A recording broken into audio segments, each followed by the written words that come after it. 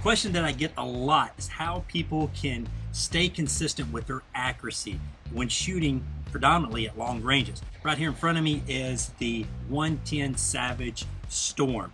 This is a great rifle, great setup, but one of the great things about this rifle, not only with the Accustock, the Accu-Trigger, but it also has an Accufit system.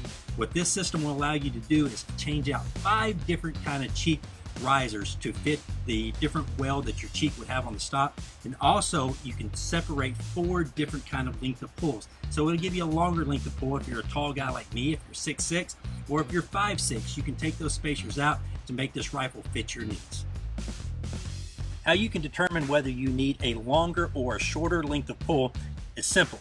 Simply take the stock of the rifle, stick it down in your elbow, and the trigger should come to the middle of your middle finger. As you can tell right there, I'm about 3/4 inch short. So I need to put in a spacer that is about 3/4 inch thicker, because I'm 6'6". When I pull this firearm up, I shouldn't have to lean way into it like this.